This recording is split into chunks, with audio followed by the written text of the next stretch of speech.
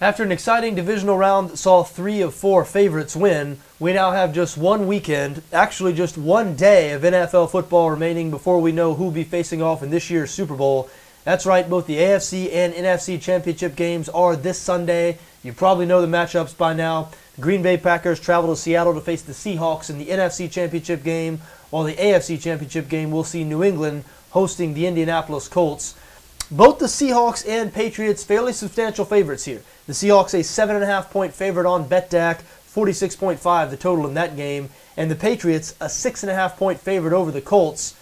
The favorites are favorites for a reason. We've already seen both of these games this season. Back in Week 1, you remember the Seahawks beat the Green Bay Packers 36-16. That game was not competitive. And in Week 11, the Patriots traveled to Indianapolis. The Colts were a 3-point favorite in that game, but the Patriots won 42-20, rolling up over 500 total yards on this Indianapolis defense. So again, these teams have already faced off this season. The Seahawks comfortably beat the Packers, and the Patriots comfortably beat the Colts. Does that mean we're going to see the same result here on Sunday? Not necessarily. I think both teams, both underdogs, have a legitimate shot at the upset. That's especially true in the AFC game. The Indianapolis Colts going on the road to face New England. The Colts obviously upset Denver last week. Andrew Luck badly outplayed Peyton Manning. Now, I know Manning hadn't been playing as well towards the end of the season, and we found out after the game that he'd been battling a torn right quadricep. But still, it was stunning just how much better Andrew Luck was than Manning in that game. Clearly felt like a passing of the torch moment. And I wonder, this Sunday, are we going to see another passing of the torch moment? Because Tom Brady has been excellent this season, but he is advancing in years, no doubt about it. And Andrew Luck keeps getting better and better.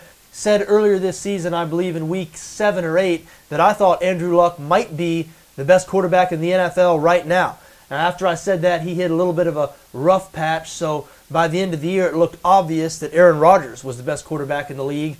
But I tell you what, after watching the divisional round last week, would you take any quarterback over Andrew Luck this Sunday? Aaron Rodgers, you remember, is battling that calf injury, which is going to be a big factor in the Green Bay-Seattle game. And hey, I know Tom Brady was great last week. Brady seems to always be great, and we'll find out on Sunday if Brady is still better than Andrew Luck. Obviously, Brady, a first-ballot Hall of Famer, and Luck hasn't proven a whole lot yet in his career, but boy, does he sure have all the tools, and boy, did he play well on the road in Denver last week. And I'll tell you what, the New England secondary is vulnerable. The Patriots have been very good on defense this season, 8th in the NFL in points allowed, but they are 17th against the pass. And the last time these teams faced off, Andrew Luck compiled 303 passing yards. So he's shown that he can do it against this Patriots defense. Luck led the NFL in passing this season.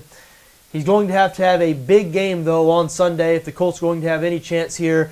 Because the Patriots, we mentioned it a few minutes ago, they rolled up over 500 total yards of offense on this Indianapolis defense the last time these two teams faced off. New England ran for 246 yards in that game.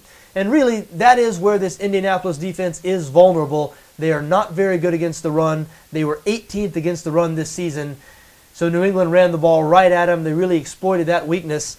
And that's the first question you have to ask yourself if you're considering a Colts bet here on Sunday. How is Indianapolis going to slow down this New England offense? Specifically, how are they going to slow down the Patriots' rushing attack? That's the first thing they're going to have to do. I mean, if they do that, it's not over. Because last week we saw Baltimore totally shut down the Patriots' rushing attack, but Tom Brady picked apart that Ravens defense. The same thing could happen on Sunday. Thing is, Indianapolis isn't nearly as good up front on defense as Baltimore. So the Ravens were able to shut down that New England rushing attack, forced the Patriots to be one-dimensional, and they still weren't able to stop this New England offense.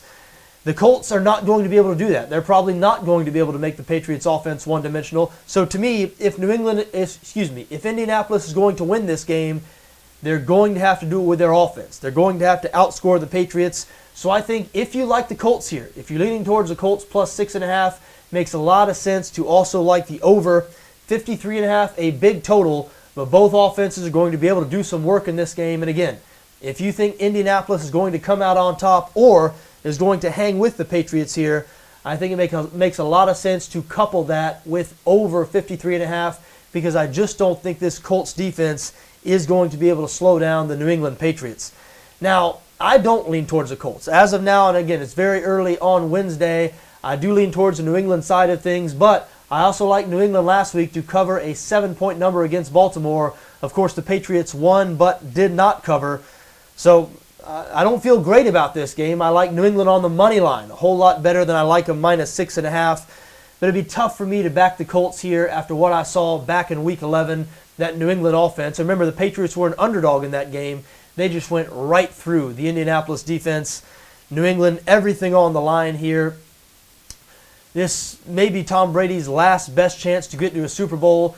New England's been a Super Bowl contender for the last several years, but finally now they have a championship-level defense to go along with their championship-level offense. As we mentioned, the Patriots top 10 in the NFL in points allowed this season. I just don't believe the Belichick-Brady Patriots are going to let this opportunity slip away. Feel very good about the Patriots winning this game, and I lean towards them covering the 6.5-point number. Though, as I said, I like the Patriots to cover 7 last week. They did not. And no doubt, Andrew Luck will keep on throwing in this game. Do expect him to have some success against this New England secondary. So, to be safe, if you're willing to bite the bullet on the price, would recommend a Patriots moneyline bet there. Same is true in the other game. I like Seattle to win the game against Green Bay, but boy, 7.5 points, a lot of points to be given the Green Bay Packers. That said, when these teams met in Week 1, Seattle rolled to a 20-point win. In that game, the Green Bay offense looked like we haven't seen them look really. Well, we didn't see them look like that through the rest of this season, and I can't remember ever seeing the Aaron Rodgers-led Green Bay offense look like they look in Week 1 against Seattle. The Seahawks totally dominated that game. Green Bay only 255 total yards. And I know early this week, Mike McCarthy talked about how much the Packers offense has improved since Week 1. That may be true, but Aaron Rodgers, as you know, if you saw the Packers play last week, this guy is not nearly 100% healthy. Rodgers was hobbling around on that right leg. I was very surprised to see it. And yes, I was watching in Week 17 when Rodgers was facing the Detroit Lions, and he went down in the first half of that game, had to be taken to the locker room only to come back later. So I knew Aaron Rodgers had a serious, legitimate calf injury. I'd been watching when he went down untouched. Still, though, I was expecting to see him a little healthier than we saw him last week. I mean, it was stunning. He just could not escape the pocket against the Dallas Cowboys. Was still able to throw the ball all right. Didn't seem to have his usual accuracy, but not being able to move around, not being able to escape the pocket, it was really a different looking Aaron Rodgers than what we're used to seeing. And going up against this Seattle defense, the Seahawks, once again, the best defense in the NFL this season. First in the league in yards allowed, first in the league in points allowed. They allowed 7 points or fewer in 5 of their final 6 regular season games, so they're playing their best football towards the end of the season. As we said, they totally dominated this Green Bay offense early in the year.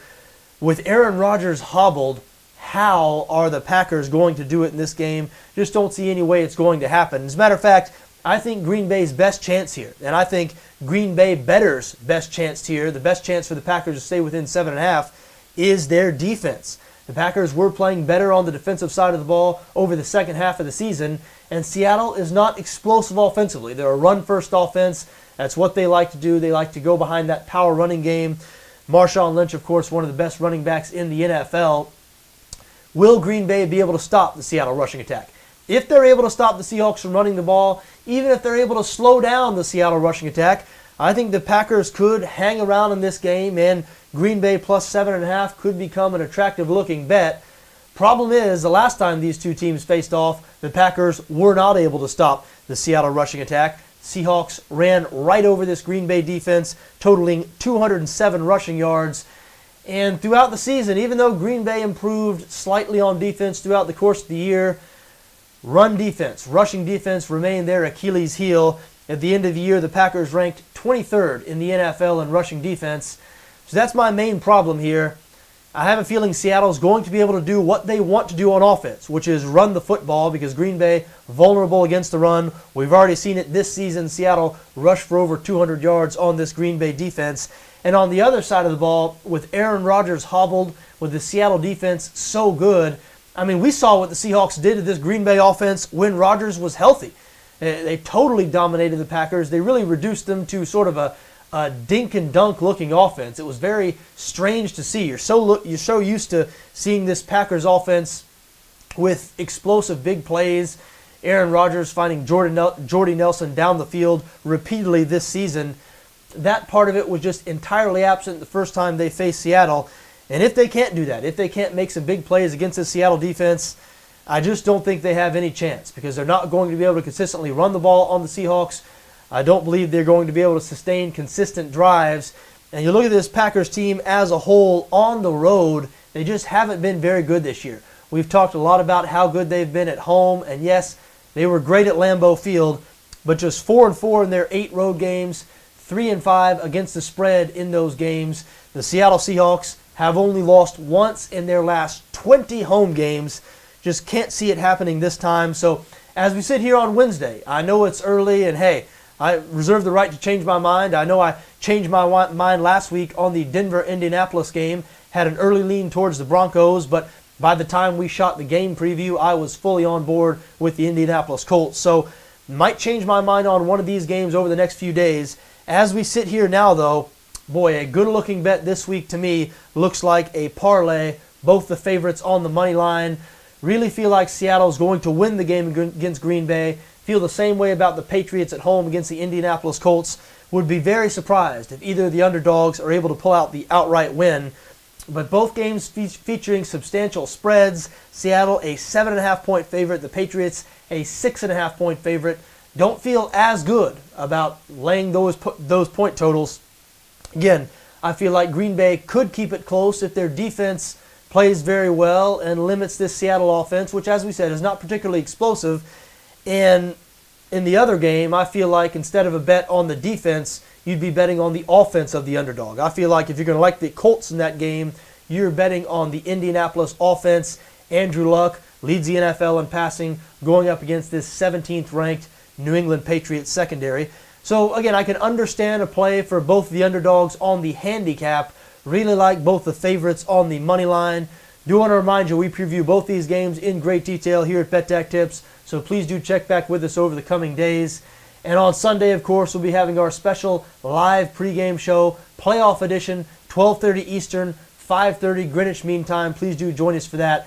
Until then, for BETDAQ NFL, I'm John Arnette.